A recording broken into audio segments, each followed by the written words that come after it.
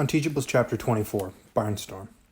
Just when you think you've got it figured out, everything changes. First, life's about scoring touchdowns, shooting baskets, hitting home runs, until you get injured for the rest of middle school, which might as well be 500 years. Then life's about having a sweet row of 37 puffy tails, 3 times as many as anybody else. But pretty soon nobody cares about that either. Now, it's all science, all the time. My head is stuffed so full of facts that I can't blow my nose for fear it'll come out paradichlorobenzene. I've stopped watching TV because any new information going in might push something out that's already there. My parents think I'm nuts. I think I'm nuts. I'm definitely not me anymore. But when the test happens, I'm going to be ready. And then life changes again. On test day, I thump out of the house, swinging on my crutches, just in time to see the school bus disappearing around the corner. Hey! I'm so shocked that for a second, I forget about my injury and try to sprint after it, landing face first on the sidewalk. By the time I pick myself up again, the bus is out of sight. No! My eyes turn back to home. Mom had to work early this morning, so there's no one to bum a ride from. I'm in agony, and not just because my nose is bleeding. You know the phrase, it's no skin off my nose? Well, there's actual skin off my actual nose. But the worst part is I've studied for this test more than I've studied for every other test combined, going back to kindergarten, and I'm going to miss it. The others will kill me, and that includes Elaine, who might really do it. Out of options, I start hobbling along the sidewalk in the direction of the school. There's no chance I'll make it, but what choice do I have? I'm thumping and swinging at maximum speed when one car engine roars above the others. From our many field trips to Terra Nova Motors, I recognize the sound of a broken muffler. An old pickup truck is zooming along in the right lane, passing cars on the inside. To my surprise, I recognize it from Vuvuzela dumping day. It's Parker's pickup. I spot him behind the wheel, beside some old lady in the passenger seat. Saved. Without thinking, I step into the road, waving both crutches over my head. With a screech of brakes and burning rubber, he comes to a halt about 3 inches from my skinless nose. Parker rolls down the window. Get out of the way, Barnstorm, I'm in a hurry. I yank open the passenger door. Me too, I missed the school bus. You have to give me a ride. I can't, he protests. I'm not allowed. I can only drive for the farm business. What about her, I demand, indicating the old lady. That's different. That's my Grams. I have to take her to the hospital. Grams, who seems fine to me, shoves over and pats the seat beside her. Hop in, kiddo. For some reason, that drives Parker crazy. He's not kiddo. I'm kiddo. I climb up to the seat, pulling the crutches in after me, and shut the door. Aggravated, Parker stomps on the gas and we lurch away, sideswiping a garbage can at the curb. I guess you don't have to be a very good driver to get a provisional license, compared to a real one. As we approach the hospital, Parker cranes his neck. We need the entrance that says emergency. I'll probably read it wrong, but you'll see it regular. You might see it regular now too, I remind him. Parker has been seeing a special reading teacher, and he's supposedly making a ton of progress. There, emergency. We wheel onto a driveway. You got it, I congratulate him. But what's the emergency? Your grandma looks fine. Grams peers at me. Your nose is bleeding. You should see a doctor about that. She's not fine, Parker insists. She's walking funny. Duck, he adds as we approach a police officer on my side.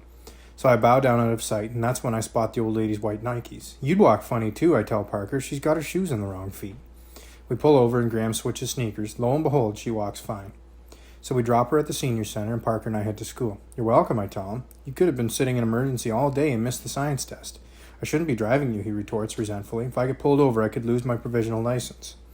But we don't get pulled over. We've even got a few minutes to spare before school starts. I thank him for the ride and he thanks me for looking at his grandmother's feet. He's not a bad kid. We've gotten to know each other pretty well since being in SCS 8. We're on our way to room 117 when the door of the boys' room opens and out steps Mateo. Hey, we both greet him. He doesn't answer, which is weird. Mateo usually talks at the speed of light, 186,000 miles per second, in case it comes up on the science test. His expression is weird too. Embarrassed? Upset? I look down. The kid is standing in a puddle. Water drips from his clothes and even the tips of his fingers. I'm mystified. Dude, why are you all wet? My answer comes when 3 big guys emerge from the bathroom, shoving each other and laughing. I know them. They're football players. My teammates. Not that they want anything to do with me now that I'm on the sidelines. It doesn't take a genius to figure out they're the reason Mateo's half drowned.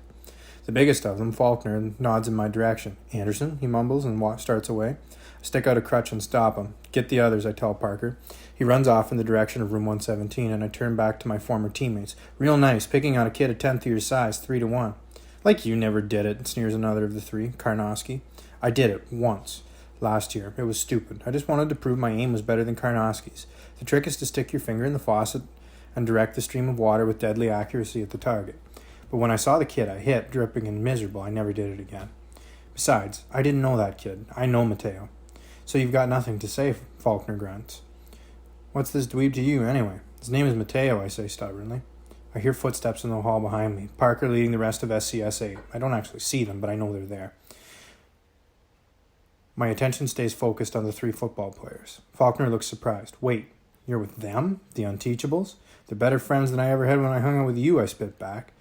Karnowski kicks the crutch out from under my left arm, knocking me off balance. Raheem catches me just in time to keep me from hitting the wet floor.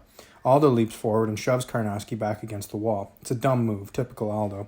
Karnowski is as mean as they come, and Aldo isn't nearly as tough against real people as he is against lockers, which don't hit back. Sure enough, the third kid, Bellingham, takes a swing at Aldo, and I'm thinking, here we go. But Aldo ducks, and a big body steps into the path of the flying fist. The heavy blow lands on Elaine's shoulder. It makes a loud smack, but she doesn't budge, solid as an oak tree. Bellingham's eyes widen in horror as he realizes who he's hit. Faulkner and Karnowski turn pale. I get the feeling Faulkner's tempted to snarl something like "this isn't over," but Elaine rhymes with pain. He wants it to be over.